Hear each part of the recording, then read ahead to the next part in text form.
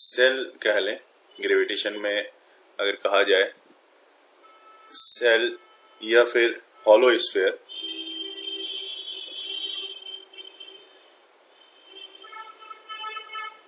Hollow sphere के case में जो फॉर्मूला जो पेपर में आता है तो इसको याद रख लेना आप।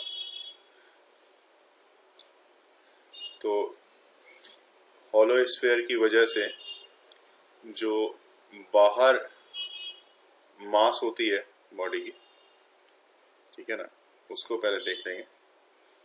वो होगा आपका, ये हॉलो स्फीयर तो हमने ड्रॉ कर दिया है और इसको हटा देता हूँ पहले। तो ये सेंटर है और जो बाहर ग्रेविटेशनल मास होगी इसकी जो वो कैपिटल एम, और इसका रेडियस जो है वो क्या है, आर है, ठीक है, हॉलो स्फीयर की वजह से। और इसकी वजह से इस छोटे से एम मास के बॉडी पे या एम मास के पार्टिकल पे जो फोर्स लगता है वो फोर्स जो है एक फंक्शन के फॉर्म में लगता है। वो क्या लगता है तो वो याद रख लेंगे। तो एफ आर फंक्शन के फॉर्म में इक्वल टू, यहाँ पे पहला कंडीशन लेंगे आर ग्रेटर देन आर के लिए, ठीक है। आर ग्रेटर देन आर मतलब अगर ये आर की बात करें तो यहाँ से सेंटर से ये जो एम मास की बॉडी हमने ली है इसकी डिस्टेंस है, इसकी डिस्टेंस है आपकी स्मॉल आर, और जो कैपिटल आर है वो इसकी रेडियस है। ये तो आपको अच्छे से पता है, रेडियस ऑफ, जिसको हम लोग अर्थ बोलते हैं, रेडियस ऑफ अर्थ है। तो हॉलो स्फीयर के केस में जो फॉर्मूला आपके पास, अगर हमने यहाँ पे बाहर के लिए लिया है, मतलब है ना, ये हॉलो स्फीयर के मास के बाहर अगर हमें ग्रेविटेशनल फोर्स चाहिए होता है तो उसके लिए फॉर्मूला यही होता है यहाँ पे। तो वो फॉर्मूला मैं यहाँ पे लिख रहा हूँ। वो फॉर्मूला है G small M capital M upon में ये स्मॉल आर जो कि बाहर के पॉइंट के एम मास के लिए लिया है, इसका स्क्वायर। तो ये कब होगा, जब R small R is greater than capital R, ठीक है।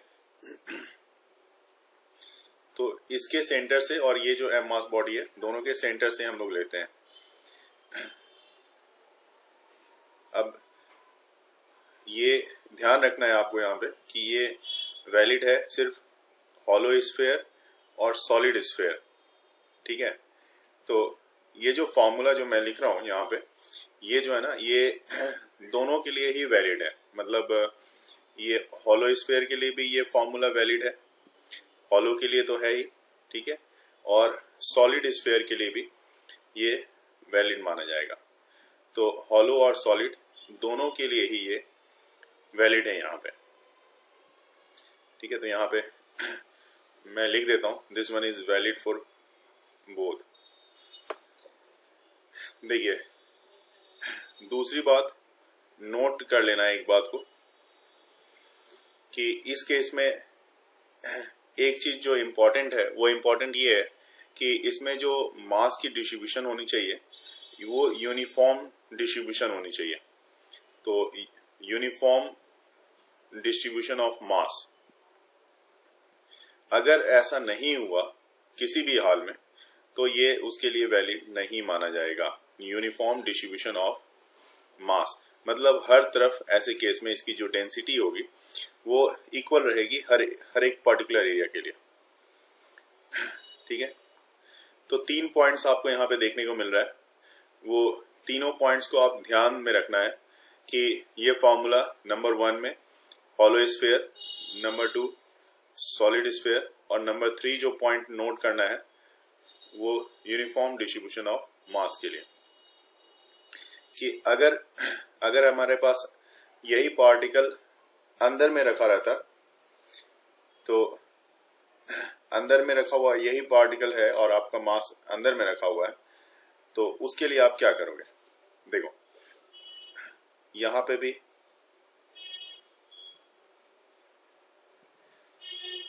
अब चूंकि एक बात तो क्लियर है कि सॉलिड स्फीयर तो है नहीं, जो हम अभी ले रहे हैं वो क्या है, एक हॉलो स्फीयर है। तो हॉलो स्फीयर है, सॉलिड स्फीयर होता तो हम लोग इसके देख लेते कि भाई इतना बड़ा बॉडी है, इसकी मास m है, तो इस छोटे वाले पोर्शन की मास कितनी होगी वो वहां पे उसके रिस्पेक्ट में हम लोग देख सकते थे। लेकिन चूंकि हॉलो स्फीयर है तो हॉलो स्फीयर के केस में यहाँ पे क्या होगा, यहाँ पे मास तो होगा नहीं। कब? जब आप r लेस देन r लोगे। तो r लेस देन r मतलब यहाँ पे r से छोटा हो गया ना, r से छोटा मतलब इसके अंदर की बात कर रहे हैं, तो यहाँ पे मास नहीं है, तो मास ही नहीं है तो ये पूरा का पूरा फोर्स क्या लगेगा यहाँ पे, ये 0 लगेगा। ठीक है, तो फर्स्ट कंडीशन में एक इस मतलब हॉलो के स्फीयर के लिए मैंने बताया है, उसी तरह से मैं सॉलिड स्फीयर के लिए बताऊंगा अभी। ठीक है, तो देखिए सॉलिड स्फीयर में लिख देता हूँ यहाँ पे। यहाँ पे मैं क्या करता हूँ, एक स्फेरिकल बॉडी ड्रॉ कर देता हूँ।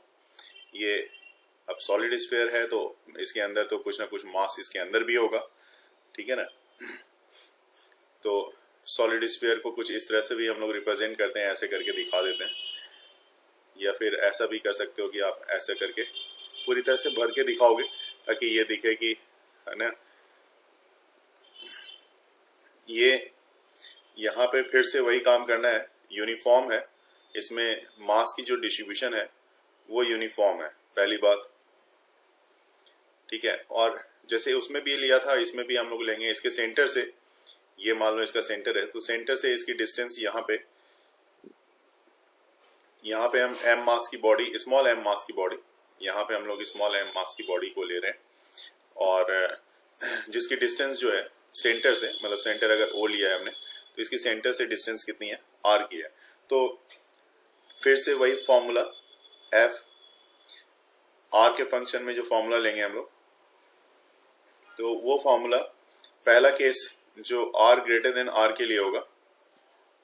ठीक है, जो कि बाहर के लिए है, तो बाहर के लिए फॉर्मूला तो वही रहेगा, तो फॉर्मूला आ जाएगा g capital M small m upon में r स्क्वायर। बाहर के लिए यही फॉर्मूला है, कोई दिक्कत नहीं है। लेकिन r लेस देन r की बात करें तो r लेस देन r कहने का मतलब हो गया कि अब हम बात करेंगे इसमें अंदर के लिए, मतलब ये अंदर में जो मास बन रही है उसकी बात कर लेंगे। अब ये फॉर्मूला हॉलो वाला एक बार वापस दिखा दीजिए। हाँ, अब देखिए इस फॉर्मूले को थोड़ा सा मतलब आपको याद रखना पड़ जाएगा। क्या याद रखना पड़ेगा? क्योंकि यहाँ पे जो सॉलिड स्फीयर आपने अंदर में जो कंसीडर किया, बाहर के लिए तो फॉर्मूला बड़ा आसान था, वो ये हमने पहले वाले केस में भी यही देखा था, लेकिन अंदर वाले केस में थोड़ा सा फॉर्मूला आपको यहाँ पे याद रखना पड़ेगा, क्योंकि इसके लिए जो फॉर्मूला यहाँ पे आ रहा है g capital M into small r upon में r क्यूब, ये फार्मूला मिलेगा आपको। अब ये फार्मूला यहाँ पे क्या है कि आपको अभी इसका कोई टेक्निक, कोई ट्रिक वाली बात नहीं है, इसको आपको थोड़ा सा एफर्ट करके यहाँ पे याद रखना पड़ेगा, क्योंकि ये अभी तक जो फार्मूला आपने देखा है उससे थोड़ा डिफरेंट फार्मूला है। ठीक है, तो इसको याद रखना पड़ेगा बस। ठीक है, ये यहाँ पे दो कॉन्सेंट्रिक हॉलो स्फीयर है, इनफैक्ट एक का रेडियस a है, दूसरा का रेडियस b है, और एक का जो मास है, छोटे वाले का मास m1 है और बड़े वाले का जो मास है ये m2 है। तो अब मैं यहाँ पे क्वेश्चन पे आता हूँ, और क्वेश्चन यहाँ पे आपके साथ इसको लिख रहा हूँ यहाँ पे कि टू कॉन्सेंट्रिक हॉलो स्फीयर, तो टू कॉन्सेंट्रिक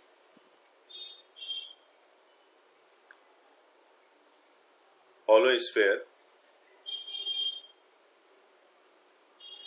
जो कि यूनिफॉर्म मास डेंसिटी का है, uniform mass density. Uniform mass density कहने का मतलब क्या होता है?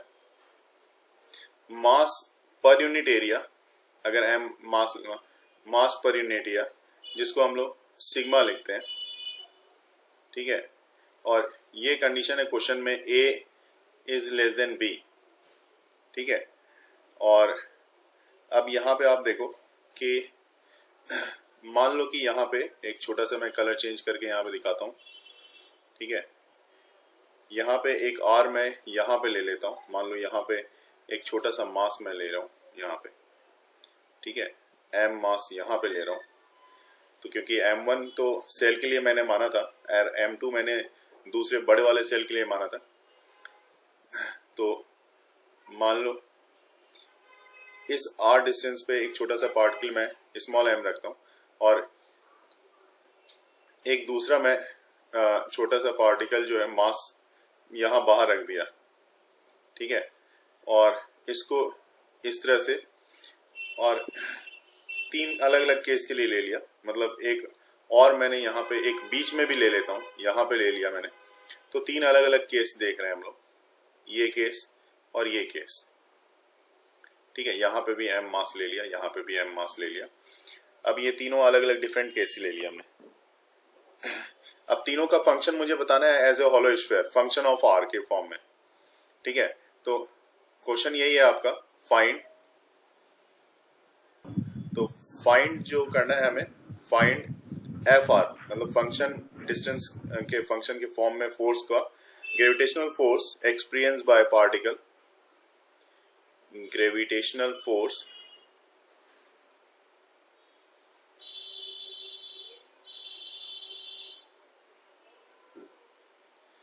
experienced by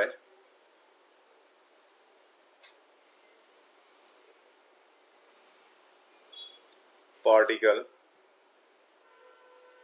ये यहाँ पे हमें दिखाना है कि क्या होगा। ये तो आसानी में करके बता दो। मेरा कहना है कि सर कौन से मास का बता रहे हैं अभी? आप कौन से मास का बता रहे हैं अभी? नहीं, मैं इस मास के अंदर R1 लेस देन, पहला वाला केस की बात कर रहा हूँ मैं, R less than M, R less than A। अच्छा हाँ, उसमें तो जीरो हो गई, वो तो जीरो हो गई। अब R लेस देन A अगर मुझे लगा आप सेकंड केस की बात कर रहे हैं। नहीं, तो अब देखो इसके लिए आप अब तो क्लियर हाँ, है, उसका तो जीरो हो गई, इसका जीरो हो होगा, गई। इसका जीरो, मतलब पहले वाले स्फीयर के पॉइंट ऑफ व्यू से देखा जाए, ये जो पहला वाला स्फीयर है इसके पॉइंट ऑफ व्यू से देखा जाए तो इसने किसके कारण जो यहाँ पे फोर्स एक्सपीरियंस होगा, क्या होगा, जीरो होगा, तो ये जीरो लिख दिया। अब बड़े वाला देख लो, बड़े वाले के पॉइंट ऑफ व्यू से, बड़ा वाला जो मास है, ये बड़ा वाला मास, ये भी तो बड़ा वाला मास है, इसका इसके ये भी तो इसके अंदर आ रहा है ना, यहाँ पे ये जो छोटा वाला लिया है, तो इसके भी पॉइंट ऑफ व्यू से देखा जाए तो वहां पे क्या एक्सपीरियंस करेगा, तो आप यहाँ पे भी कहोगे भाई ये बड़े वाले के हिसाब से भी यहाँ पे देख रहे हो आप, तो यहाँ पे भी फोर्स एक्सपीरियंस इसको जीरो ही करना चाहिए, ठीक है ना। तो यहाँ पे इसके कारण जो फोर्स एक्सपीरियंस करेगा वो भी क्या करेगा, तो वो भी बेचारा ये जीरो करेगा। तो छोटे वाले के कारण और बड़े वाले के कारण, दोनों के कारण जो फोर्स एक्सपीरियंस कर रहा है, तो नेट फोर्स एक्सपीरियंस कितना हो रहा है इस पॉइंट पे, जब r लेस देन जीरो, तो टोटल नेट फोर्स एक्सपीरियंस हो रहा है जीरो। दूसरा केस तो आपको यहाँ पे देखना है ना, बीच में, तो बीच में यहाँ पे M1 की वजह से क्या होगा, तो देखो जी M1 की वजह से क्या होगा वो पहले देखना होगा बड़े M।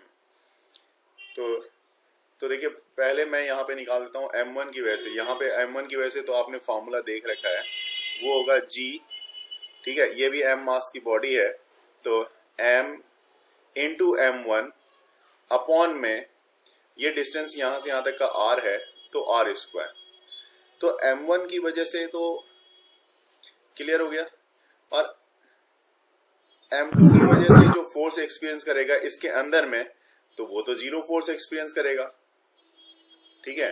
तो नेट फोर्स कितना हो गया आपका, G M M1 by R square का फोर्स एक्सपीरियंस करेगा इस दोनों के बीच में, जो अभी हमने देखा, ठीक है।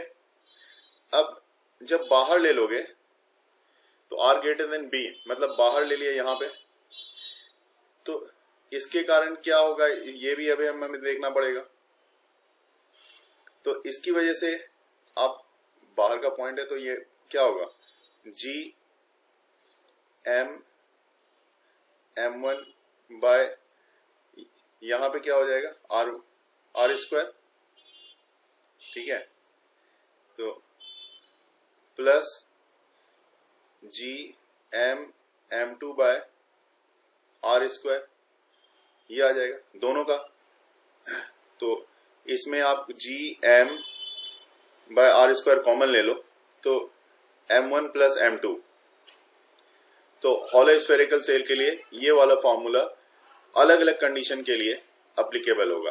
क्लियर है कि ये आपका हॉलो स्फेरिकल सेल या थिन सेल दोनों के लिए ये एप्लीकेबल होगा।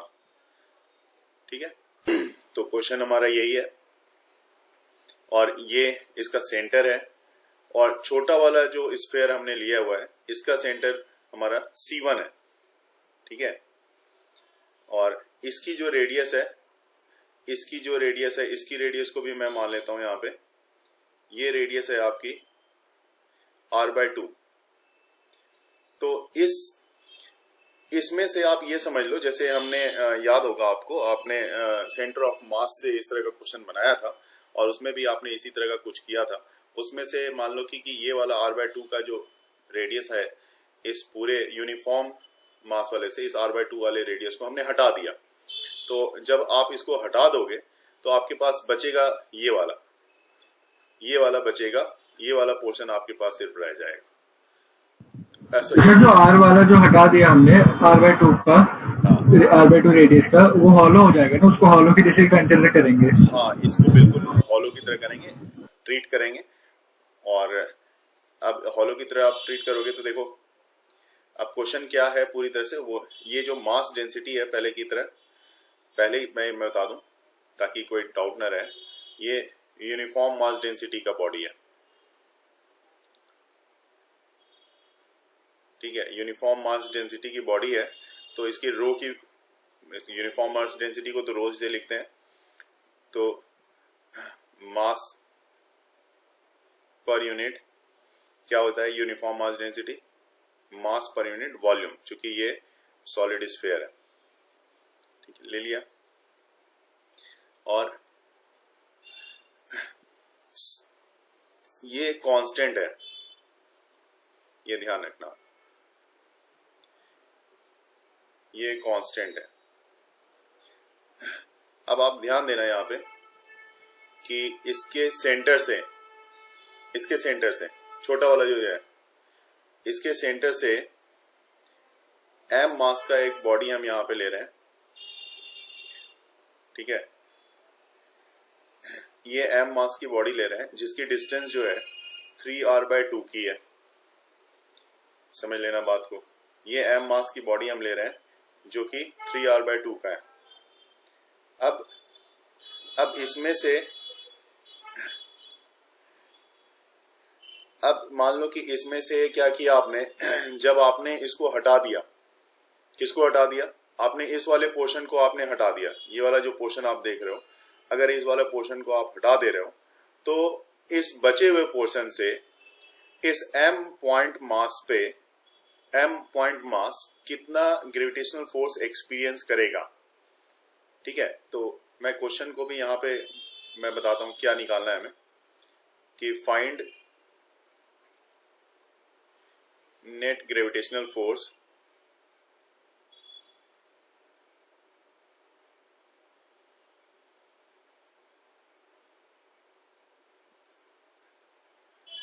experienced by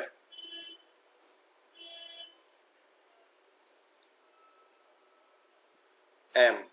अब ये m तो ये वाला है, due to remaining part of sphere, जो बचा हुआ पार्ट तो ये वाला है आपका, तो due to remaining part of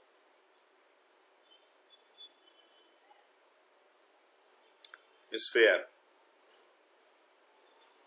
ठीक है, अब ये कैसे निकालोगे जरा बताओ। इसको सॉल्व करने के लिए मैं एक ट्रिक का इस्तेमाल कर लेते हैं हम लोग। थोड़ा सा ट्रिक क्या है बात समझना, कि अगर हमने यहाँ पे जैसे एक स्फेरिकल जो सॉलिड स्फीयर लिया हुआ है हमने, तो अगर आप सॉलिड स्फीयर ले रहे हो और सॉलिड स्फीयर में बात समझेंगे कि अगर जितना इसमें हमने, जैसे यहाँ पे सॉलिड स्फीयर है तो इसकी डेंसिटी यूनिफॉर्म डेंसिटी का सॉलिड स्फीयर रो है, इसकी यूनिफॉर्म डेंसिटी जिसको हमने मास पर यूनिट वॉल्यूम से दिखाया हुआ है।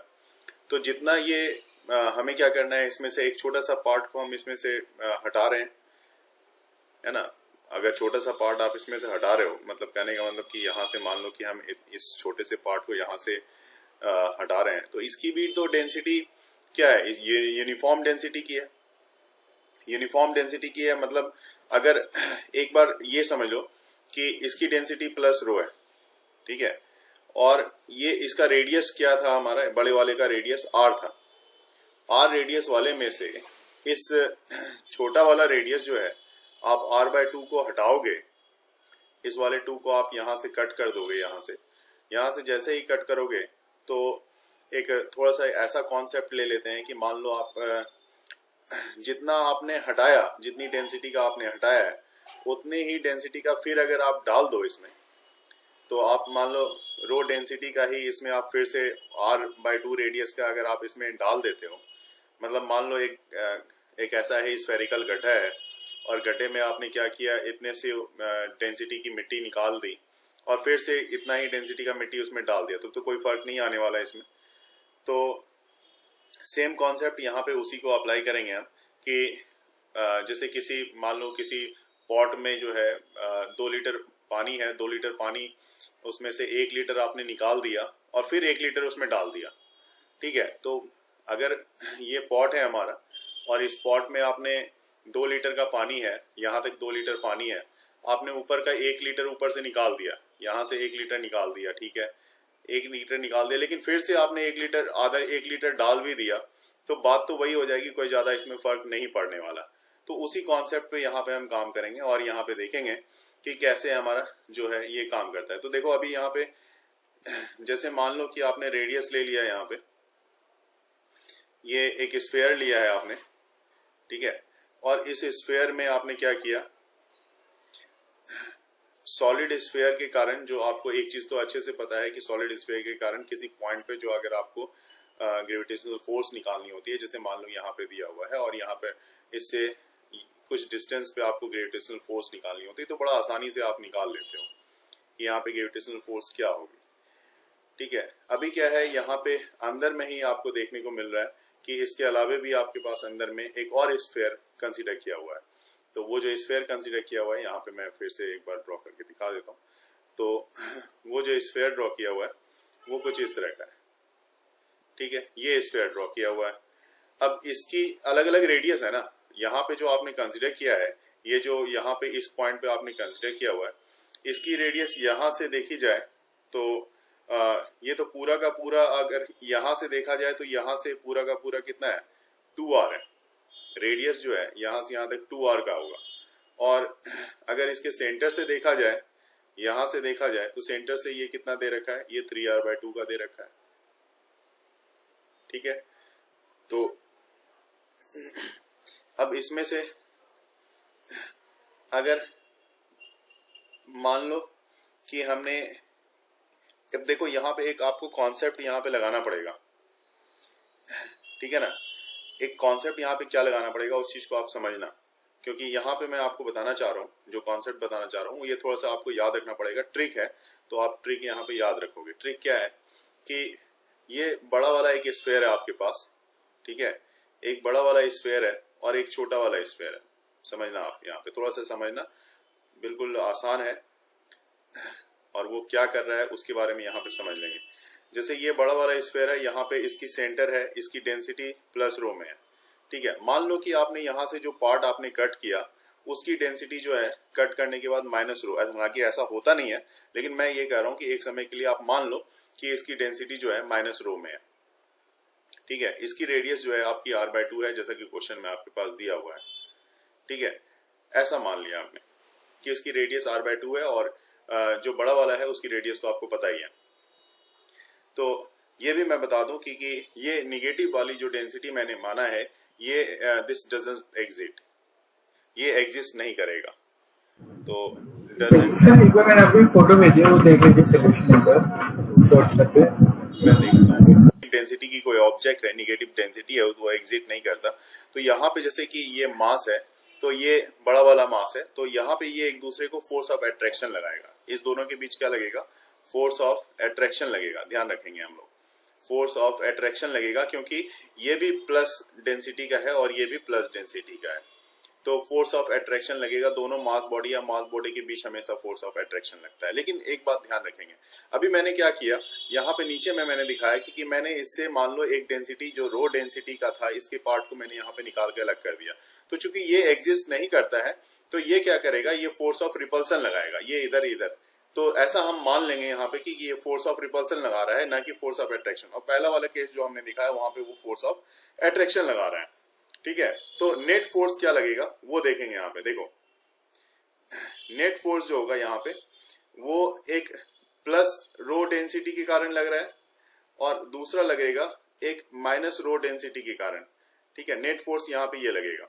तो अब एक फोर्स जो लग रहा है यहाँ पे प्लस रो डेंसिटी के कारण जो फोर्स लग रहा है, तो एक फोर्स को मैं दिखा रहा हूं कि माइनस वाला तो रिपेल कर रहा है और प्लस वाला क्या कर रहा है, वो उसको अट्रैक्ट कर रहा है। तो यहाँ पे ये वाला जो पार्ट है ये प्लस के कारण है जो इसको अट्रैक्ट कर रहा है ऑब्जेक्ट को, और ये वाला जो है ये इसको रिपेल कर रहा है, ठीक है। ऐसा मान लेंगे। अब देखो बड़े वाले का मास कितना है, बड़े वाले का मास एक समय के लिए हम लोग मान लेते हैं कि इसका मास m1 है, ठीक है। तो m1 इक्वल टू कितना हो जाएगा, देखो डेंसिटी तो रो है, रो 4/3 पाई r क्यूब। अब छोटे वाले का इसका मास मान लो कि इसका मास m2 है, तो इसका मास कितना होगा माइनस रो, ठीक है। तो माइनस रो इनटू में कर लेते हैं 4/3। सर उसके जो m1 का आपने जो निकाला है वो m1 में से रेडियस माइनस नहीं होगा? नहीं अभी नहीं किया है, उसको करेंगे, जरूर करेंगे, क्यों नहीं करेंगे, ठीक है। अभी उसको भी मैं करके पूरा कैलकुलेशन एक एक करके मैं दिखा रहा हूँ। ये आप देखो अभी यहाँ पे इसको मैं निकाल रहा हूँ 4/3 पाई r क्यूब, और नीचे में कितना आ जाएगा 3 × 8, ठीक है ना। मैं इसलिए दिखा रहा हूँ यहाँ पे क्योंकि इसको रिलेट करूंगा मैं। इसका मतलब देखो m1 और इसको m2 को अगर एक दूसरे के साथ देखा जाए तो ये देखो 4/3, यहाँ पे देखो 4/3 पाई r क्यूब, ये पूरा का पूरा यहाँ तक आ रहा है। इसका मतलब यहाँ पे देखो ये जो है रो 4/3 पाई r क्यूब ये m1 के इक्वल है, ठीक है ना। ये m1 के इक्वल मतलब ये जो आपने मास माना है, अगर मैं बोलूं तो ये m1 के इक्वल है। तो दैट मीन्स ये जो आपका है m2 जो आ रहा है, m2 इक्वल टू इसके m माइनस में माइनस कहा जाए माइनस m/8, मतलब इसके बराबर आ रहा है, मतलब इसका 1/8 पार्ट है ये वाला जो m2 जो है, तो ये 1/8 पार्ट के इक्वल हो गया। अब देखो कैसे यहाँ पे कैलकुलेशन करेंगे, सिर्फ कैलकुलेशन में कैसे रख रहे हैं। तो देखो F प्लस रो के कारण जो फॉर्मूला आएगा, this one is equal to, तो अब देखो यहाँ पे पहला वाला जो मैं यहाँ पे दिखा रहा हूँ इससे पहले कि कहाँ से लेना है, इसका जो डिस्टेंस है वो कहाँ से लेना है वो भी देखना जरूरी होगा हमारे लिए। तो ये देखो ये पहला वाला जो केस है, देखो ये देखो 3r/2, यहां से यहां तक का डिस्टेंस 3r/2 है। तो 3r/2 प्लस r/2 करोगे तो ये आ जाएगा टोटल 2r के इक्वल। तो या इसके सेंटर से लेके इस m मास तक के ऑब्जेक्ट का जो डिस्टेंस होगा वो 2r है, जो कि यहाँ पे मैंने दिखा रखा है। तो अब इसके हिसाब से यहाँ पे जो नीचे में देखेंगे उसके कारण, उस स्फीयर के कारण m मास पे क्या फोर्स लग रहा है वो देख रहे हैं। तो ये लग रहा है m अपॉन 2r का स्क्वायर, समझ लेना इसको 2r का स्क्वायर, क्योंकि ये किधर लग रहा है, तो ये आपके लेफ्ट साइड में लग रहा है, क्योंकि ये फोर्स ऑफ अट्रैक्शन लगा रहा है, मैंने जैसे पहले ही बता दिया, ठीक है। और दूसरा देख लो आप, दूसरा जो लग रहा है F माइनस रो के कारण जो लग रहा है वो लग रहा है आपका, देखो वो लग रहा है आपका m, है ना, यहाँ पे लिख लेते हैं g स्मॉल m, और m/8, यहाँ पे m/8 है, अपॉन में ये लग जाएगा आपका कितना, देखो डिस्टेंस इस बार दूसरे वाले के लिए जो डिस्टेंस मेजर करेंगे 3r/2, तो ये डिस्टेंस 3r/2, चूंकि यहाँ से इसके सेंटर से इस बार डिस्टेंस मेजर की जाएगी, यहाँ से के लिए एक्सपीरियंस किया जा रहा है, उसको देखा जाएगा, तो वो 3r/2 का है। तो इसके लिए दूसरे के केस में जो डिस्टेंस होगी हमारी, ये 3r/2 का होल स्क्वायर का डिस्टेंस होगा। ठीक है, ये दोनों को ले लिया हमने। इसका मतलब इसको आप लिखोगे GMM upon 8 into 9 r² into 4।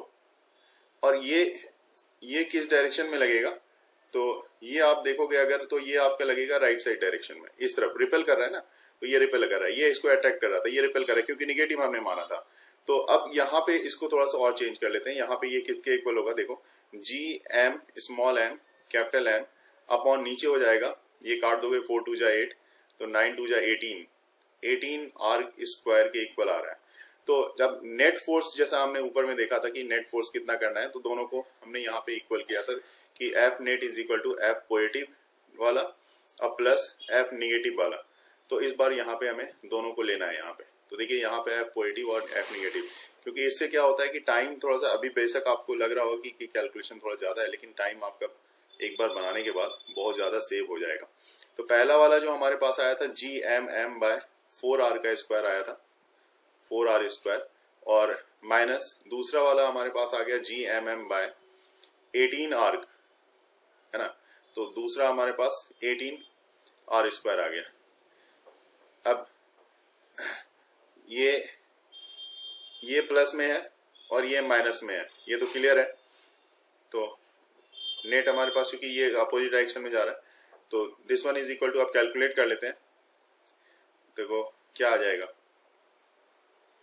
ये एक्चुअल में नेट फोर्स यही आएगा, बाकी जो वैल्यू होगी उसको आप कैलकुलेट करके देख सकते हो। तो GMM ये कॉमन आ जाएगा बाय r², ठीक है, और दिस वन इज 1/4 माइनस 1/18,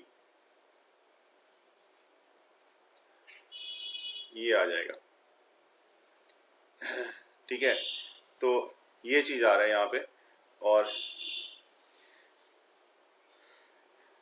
इसके हो गया सर, कर लिया सर। इसकी वैल्यू आ रही है 14/17 रो GMM पर। हाँ, अब देखो एक चीज सिर्फ डायरेक्शन की अगर यहाँ पे बात कर लें, आपने बिल्कुल सॉल्व कर लिया, सही बात है। डायरेक्शन की बात कर लें तो इस छोटे वाले मास को जो है, ये जो छोटा वाला मास हम देख रहे हैं, ये छोटे वाले मास जो है ये इस तरफ, इस डायरेक्शन में इसको अट्रैक्ट करेगा। मतलब इससे साफ पता लग रहा है कि वो जो हमने फॉर्मूला देखा है उसके, ये इस तरफ अट्रैक्ट करता हुआ हमें दिखेगा, ये फोर्स इस तरफ लगेगा, और यही रिजल्टेंट फोर्स होगा जो कि बड़े वाले मास की तरफ ये छोटा वाला मास फोर्स एक्सपीरियंस करता हुआ दिखेगा, जो ग्रेविटेशनल फोर्स होगा। बता दूं सर आपकी वॉइस बीच में देखो क्या होता है कि एक रिंग है, रिंग की रेडियस r दी हुई है, मास इसका m दिया हुआ है, और सेंटर पे हमने m मास लिया हुआ है। तो आपको यहाँ पे आप देख रहे हो थिन रिंग है, थिन रिंग में केस फर्स्ट जो लिया हुआ है कि when particle is kept at the centre of the ring then find the gravitational force experience by the m। तो क्या m ग्रेविटेशनल फोर्स एक्सपीरियंस करेगा, ये हमें यहाँ पे बताना है। लेकिन एक बात आपको मैं ये भी बता दूं कि जो भी रिंग हमारे पास दी हुई है ना, ये रिंग जो हमारे पास दी हुई है, किसी भी रिंग का टोटल मास हम सेंटर पे नहीं मान सकते। ये बात आप ध्यान में बिल्कुल अपने दिमाग में इस बात को बैठा लो कि सेंटर पे हम नहीं मान सकते। किस पे मान सकते हैं? तो सॉलिड स्फीयर और हॉलो स्फीयर में ये चीज हम कंसीडर बिल्कुल कर सकते हैं, लेकिन रिंग के केस में हम टोटल मास सेंटर पे कंसीडर नहीं कर सकते हैं। क्लियर है? तो सॉलिड और हॉलो स्फीयर में भी जब हम मास जो निकालते हैं सेंटर के बाहर की निकालते हैं, तभी हम उस केस में ही उसकी टोटल मास जो है कंसंट्रेट मानते हैं कि उसके सेंटर पे कंसंट्रेट है, तभी वो भी कंडीशनल है, ध्यान रखेंगे इसका। यहाँ पे हम एक छोटा सा मास मान लेते हैं dm। इसकी डिस्टेंस सेंटर से कितनी है? इसकी डिस्टेंस सेंटर से हम लोग r मान लेते हैं, ठीक है। अब ये r मान लिया तो इसके कारण क्या होगा कि ये कुछ अब कहाँ फोर्स एक्सपीरियंस कर रहा है पहले वो देखेंगे कि भाई यहाँ पे तो हमने मान लिया रेडियस है, ठीक है। देखो ये इस पे एक अट्रैक्टिव फोर्स लग रहा होगा, वो अट्रैक्टिव फोर्स किधर लग रहा होगा वो देखो, ये इस तरफ एक अट्रैक्टिव फोर्स लगा रहा होगा, इस तरफ ध्यान रखना, ये इसको अट्रैक्ट कर रहा होगा अपनी तरफ, ठीक है। और ये वाला जो पार्टिकल है डीएम, ठीक है, इसके कारण अब जैसे डीएम जो है यहाँ पे दूसरा वाला भी तो हम मान सकते हैं ना, कि ऐसा थोड़ी कि यहाँ पे ही मान लिया हमने, यहाँ पे अगर दूसरे साइड भी हम मान लें, यहाँ पे मान लो कि एक छोटा सा डीएम मान लें, तो ये भी क्या कर रहा होगा, यहाँ पे भी ये भी एक फोर्स एक्सपीरियंस कर रहा होगा, इस तरफ अट्रैक्ट कर रहा होगा, इसको इस तरह से अट्रैक्ट कर रहा होगा, ठीक है। तो उसी तरह से जिस डायरेक्शन में हमने एम मास माना है, यहाँ पे मान लो कि ये यहाँ पे भी कुछ मास हम मान लेते हैं, यहाँ पे कि अगर हमने यहाँ पे एम मास माना हुआ है यहाँ पे, तो ये भी क्या कर रहा होगा, इस तरफ इसको अट्रैक्ट कर रहा होगा। तो इस तरफ जहां जा चुकी हर जो पूरा रिंग है छोटे छोटे मास से मिलकर बना हुआ है, तो इसका फोर्स ऑफ अट्रैक्शन हर तरफ चारों डायरेक्शन में बिल्कुल ऐसा लग रहा होगा, ठीक है। तो अगर इसको छोटे छोटे पार्ट में अगर मैं ब्रेक करके देखूं कि भाई यहाँ पे भी डीएम मास होगा, यहाँ पे भी डीएम मास, यहाँ पे भी डीएम मास, इस तरह से छोटे छोटे पार्ट्स को मैं बोलूं कि ये सारा का सारा जो है डीएम मास से मिलके बना हुआ है, तो ऑब्वियस सी बात है कि जितना डायरेक्शन में दिखा रहा हूं कि हर डायरेक्शन में फोर्स लग रहा होगा, ठीक है। तो इसका मतलब कि हर डायरेक्शन में जब फोर्स लगता है तो एक बात यहाँ पे क्लियर होती है, वो क्या, वो देखो कि भाई मेरे यहाँ पे अगर जो फोर्स मान लो ऊपर की तरफ लग रहा है, जो इसको अपने ऊपर की तरफ ले रहा है, फोर्स लगा रहा है, नीचे की तरफ भी तो लगा रहा है ना, तो नीचे की तरफ और ऊपर की तरफ लगाने के कारण ये क्या हो रहा है, इसका जो फोर्स एक्सपीरियंस कर रहा होगा ये फोर्स, और इसका जो नीचे की तरफ अपोजिट डायरेक्शन में फोर्स एक्सपीरियंस कर रहा होगा, इसका नेट फोर्स 0 हो जाएगा। तो नेट ग्रेविटेशनल फोर्स जो होगा वो 0 होगा। उसी तरह से हर पार्ट के कारण जो इधर लगा रहा है, ठीक है, इसका पेयर अपोजिट डायरेक्शन में इधर होगा, 0 हो गया, इसका पेयर इसके अपोजिट डायरेक्शन में इधर होगा। तो नेट फोर्स जो अगर आप ऑब्जर्व करना चाहोगे तो सेंटर पे ध्यान रखना, सेंटर पे नेट फोर्स जो होगा आपका 0 होगा। ऐसा नहीं कि ये मैं हर जगह की बात कर रहा हूं, मैं नेट फोर्स ऑन सेंटर की बात कर रहे हैं हम लोग, ध्यान रहे, नेट फोर्स ऑन सेंटर। अगर सेंटर पे पार्टिकल रखी जाती है तो ध्यान रहेगा इस बात का, कहीं गलती नहीं करेंगे, ठीक है। अब केस 2 पे देखते हैं। देखिए केस 2 में कुछ ऐसा है,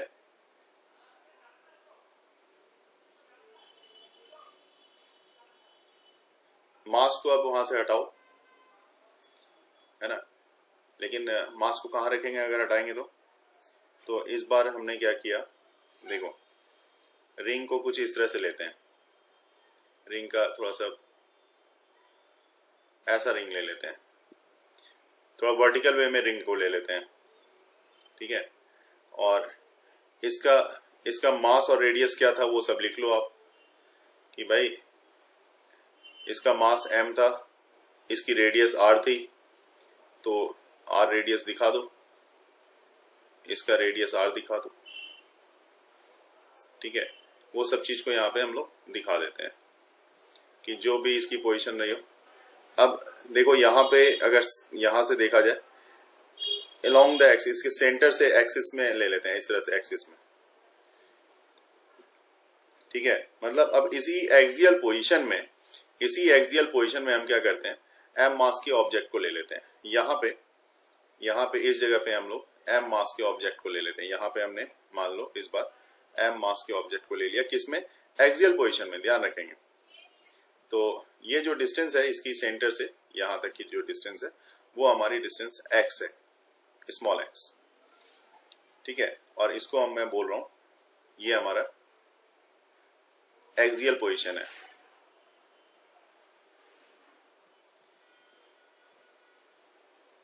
ठीक है। सेंटर पे तो हमने 0 ले लिया था, लेकिन सर एक्सियल पे तो वही होती है जो उसकी सर्कुलर रिंग के जैसे देखा रहे जाते हैं, जो जैसे इलेक्ट्रोस्टैटिक फोर्स के जैसे जो होती है वही होता है। ये पार्ट तो कॉमन था ग्रेविटेशनल उसमें। तो क्या लग रहा है यहाँ पे, आप बता सकते हो। माना है इस डीएम के कारण जो यहाँ पे फोर्स लगेगा, इस पे ये फोर्स ऑफ अट्रैक्शन लगेगा इस तरफ, ठीक है। Yes sir. उसी तरह से यहाँ पे मान लो कि ये एंगल आपका बना रहा है थीटा, ठीक है। और इस अब इस छोटे से डीएम के कारण यहाँ पे डीएम, ये डीएम है, डीएम जो है ये कितना फोर्स एक्सपीरियंस करेगा, तो मान लो छोटा सा फोर्स एक्सपीरियंस कर रहा है DF, DF equal to G DM, ठीक है। और यहाँ पे एम, ये वाला जो एम है, अपॉन में इस दोनों के बीच की दूरी जो ये आर है और ये एक्स है, तो ऑब्वियसली बात है यहाँ पे क्या हो जाएगा, under root R square plus X square, जैसा आपने देखा ही है। इसका अंडर रूट और इसका होल स्क्वायर जो आया था, तो ये अब आ जाएगा G D M into M upon R square plus X square, ठीक है। अब उसी तरह से यहाँ पे जो छोटा वाला डीएम यहाँ पे बन रहा है, इसके कारण जो ये फोर्स एक्सपीरियंस करेगा वो इस तरफ एट्रैक्टिव फोर्स एक्सपीरियंस करेगा। तो इस तरह से जितने भी ये पार्ट होंगे, जो ये इसके कारण यहाँ पे डीएम होगा तो इसके कारण फोर्स एक्सपीरियंस करेगा, यहाँ पे करेगा, तो हर तरफ से ये डीएम फोर्स एक्सपीरियंस करेगा, ठीक है। तो अब यहाँ पे जो फोर्स एक्सपीरियंस कर रहा है उस तरह से नेट फोर्स हमें देखना पड़ेगा यहाँ पे। तो ये देखो, अब इसका कंपोनेंट, जैसा आपने बोला कि कंपोनेंट है, तो कंपोनेंट की बात करें तो एक कंपोनेंट इस तरफ इस डायरेक्शन में होगा, ठीक है। वो जो ये कंपोनेंट होगा इस तरफ होगा डी एफ साइन थीटा, और इस तरफ होगा डी एफ कॉस थीटा, और उसी तरह से नीचे की तरफ भी देखा जाए तो फिर से इस तरफ डी एफ साइन थीटा। तो इसका मतलब जो डी एफ साइन थीटा है वो तो साफ दिख रहा है कि ये वर्टिकली अपोजिट है, तो ये एक दूसरे को कैंसिल मारेगा, ठीक है। अब यहाँ पे जो है डी एफ कॉस थीटा, इस तरफ भी फिर से डी एफ कॉस थीटा लगेगा, तो डी एफ कॉस थीटा एक वेक्टर सम हो जाएगा, ये लगातार ऐड होता जाएगा, तो डी एफ कॉस थीटा को हम लोग ऐड कर लेंगे। तो सारा का सारा सेम, थीटा सबके लिए सेम होगा, वहां से चूंकि एक इक्वल डिस्टेंस पे होगा, चूंकि यूनिफॉर्म रिंग है, तो आप यहाँ पे एफ नेट जो लोगे वो डी एफ कॉस थीटा, इस सब का इंटीग्रेशन बनेगा, है ना। अब इंटीग्रेशन कैसे करोगे यहाँ पे, तो this one is G D M M upon R square plus X square, और डायग्राम से अगर कॉस थीटा देखा जाए तो यहाँ से कॉस थीटा ऐसा करके देखा जाए तो बेस अपॉन हाइपोटेन्यूज, तो X upon under root R square plus X square, तो यहाँ पे सिर्फ लिख दो this one is X upon R square plus X square, और ये अंडर रूट में आ जाएगा। जो आपने बोला था वहां पे सेम चीज आ रहा है, G D M M upon R square plus X square power 3/2, ठीक है। लेकिन अभी क्या है, ये सब का इंटीग्रेशन चल रहा है, ठीक है ना। अब जो अंदर बच गया है वो मास है, क्योंकि डीएम का ही इंटीग्रेशन होगा यहाँ पे, बाकी सब कांस्टेंट है, तो इंटीग्रेशन ऑफ डीएम का होगा, बाकी सब बाहर आ जाएगा। अब डीएम का इंटीग्रेशन का मास कैपिटल एम हो जाएगा, तो कैपिटल एम मतलब G capital M into small M, ये आ जाएगा, अपॉन में आ जाएगा आपका सीधा वही सारा चीज R square plus X square power 3/2, यही आएगा।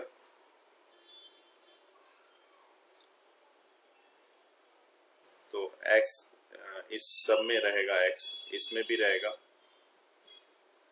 इसमें भी रहेगा, और ऊपर वाला टर्म्स इसमें x लिखा ही है मैंने, तो इस तरह से आ जाएगा। ये रिंग की वजह से फोर्स ऑफ अट्रैक्शन यही रहेगा ओवरऑल, इस सर एक सेकंड रुक जाइए, मैं इसको डायग्राम बना रहा हूँ। हाँ, इस रिंग की वजह से सॉलिड स्फीयर, मतलब रिंग क्या फोर्स एक्सपीरियंस करेगा सॉलिड स्फीयर के कारण, जबकि सब कुछ दिया हुआ है, सेंटर से यहाँ तक की डिस्टेंस दी हुई है ना, वो सब कुछ दिया हुआ है हमारे पास, और हर एक का रेडियस भी दिया हुआ है, इसका रेडियस आर है, इसका रेडियस स्मॉल आर है ना। ये सॉलिड स्फीयर है, ध्यान रखेंगे, और ये रिंग है। इस रिंग की वजह से, ये रिंग मान लो अगर ये पॉइंट मास होता, यहाँ पे पॉइंट मास होता, तो यहाँ पे फोर्स क्या होता है, फोर्स कितना लगता? अगर ये पॉइंट मास होता, यहाँ पे रिंग होता, तो ये फोर्स कितना लगता?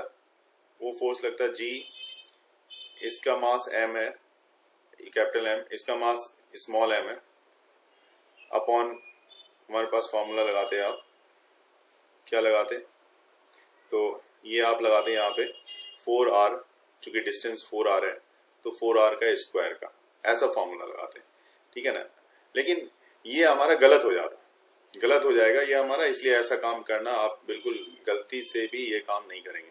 तो इसको मैं यहाँ पे वाइप कर देता हूँ, हटा देता हूँ, ये गलत हो जाएगा। तो कैसे करना होगा ये चीज़ समझेंगे, क्योंकि ज़्यादातर जब शुरुआत होती है दिमाग में यही बात आता है, और यही क्वेश्चन को हम लोग इसी तरह से सॉल्व करने के लिए अप्रोच करते हैं। तो ये अप्रोच हमें नहीं करना है। देखो क्या करना है, करना क्या है कि आपका ये क्या कर रहा है, ये फोर्स ऑफ अट्रैक्शन लगा रहा है,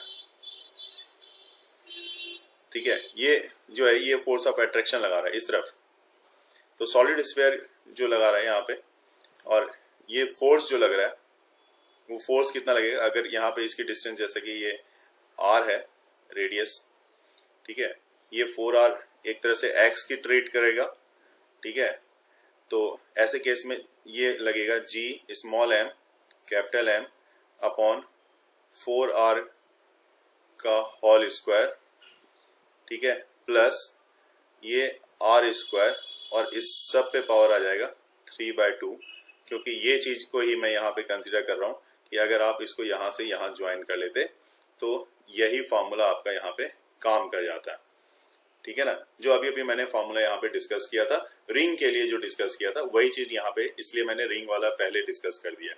तो अब ये डायरेक्ट यहाँ पे आप इसको अप्लाई कर सकते हो कि रिंग है और यहाँ पे मास बॉडी है, तो उसके लिए फोर्स क्या एक्सपीरियंस कर रहा होगा, तो ये एक्सपीरियंस ये कर रहा होगा। तो ये आउटवर्ड डालते हैं, जो मास डालते हैं वो आउटवर्ड होता है इसका सॉलिड स्फीयर का। हाँ, ये रिंग के लिए तो आउटवर्ड ही है ना। तो ये देखो फोर्स एक्सपीरियंस, जैसे तो फोर्स एक्सपीरियंस बाय, वहाँ पे एक बार और आएगा ना ऊपर। हाँ मैं लिख देता हूँ, एक्सपीरियंस्ड बाय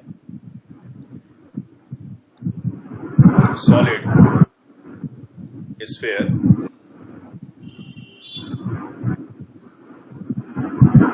ठीक है, और ड्यू टू रिंग,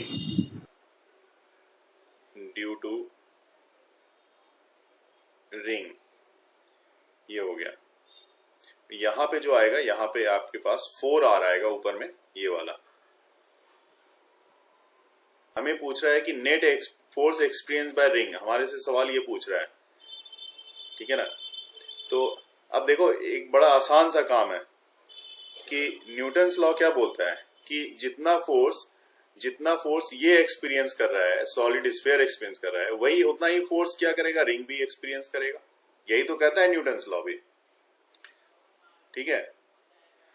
तो इसका मतलब वह क्या कि सेम फोर्स एक्सपीरियंस करेगा, तो हम क्यों ना आराम से इसी के थ्रू निकालें, स्फीयर के कारण निकालें, हम रिंग पे ना जाके हम इसी के कारण निकालें और बता दें कि भाई यही सेम फोर्स होगा इसका रिजल्ट। यहाँ पे क्या है, रिंग के कारण अब निकालने की जरूरत नहीं पड़ी, क्योंकि मैंने स्फीयर के कारण निकाल दिया, तो स्फीयर जितना फोर्स एक्सपीरियंस, अगर स्फीयर के कारण निकालते हैं हम लोग तो उसमें तो सीधे ये करते हैं G/m/r² करते हैं, हाँ तो अलग वैल्यू आती है।